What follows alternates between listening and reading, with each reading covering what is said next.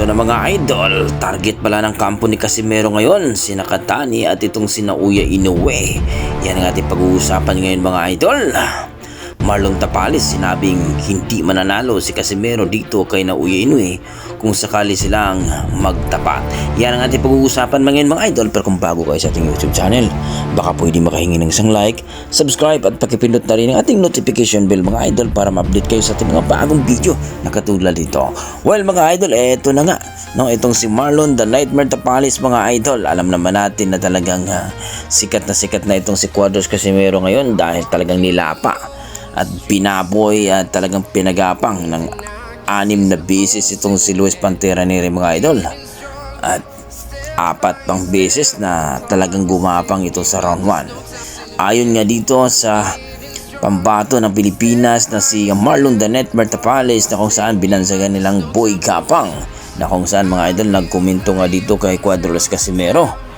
Ayon dito kay Tapales mga idol, na tinanong siya ni Kamao TV at itong si Pau Salod, sino nga ba daw talaga makakatalo kay Naoya Inoue. Pero tugon niya mga idol, siya lang daw talaga makakatalo kay Naoya Inoue.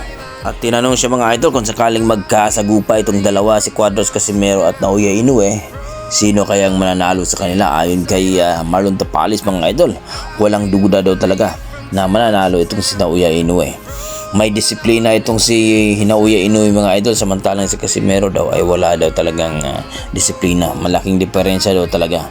Pero ayon sa ating mga boxing fans mga idol, humerit na naman daw itong si Marlon Tapales na ginolpe lang daw ni Ugo ni mga idol. Dapat hindi na daw siya nagkokomento dito kay Casimero sapagkat wala naman daw siya nagawa dito kay Naoya Inoue at ni Ugo ni.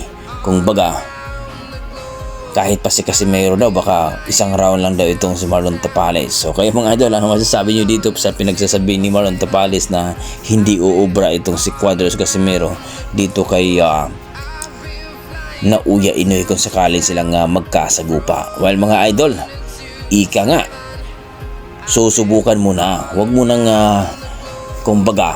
huwag mo nang bilangin ng sisiw, hindi pa nabiyak ang itlog. Alam naman natin si Cuadros Casimero mga idol, gaganahan yan kapag lalong malupit ang kanyang mga kalaban. So ayon sa ating mga boxing fans, iharap muna daw itong si Naoya Inoue bago magsalita. Pero sa kabilang banda mga idol, ayon dito sa ating pinagkakatiwalang source, 2 tao talagang pinupunteryahan ni Cuadros Casimero ngayon at ang kanyang promoter, itong si Nakatani mga idol at itong si Naoya Inoue.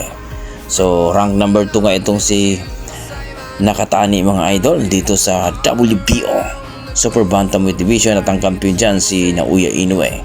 So talagang under negotiation na po yan dito kay Casimero versus Naoya Inoue, na kung sakaling papayag itong si Naoya Inoue mga idol, dahil sinabi nga ni Inoue na gustong-gusto niya itong si Casimero makalaban sapagkat talagang nakikita doon niya na pagpapawisan daw siya.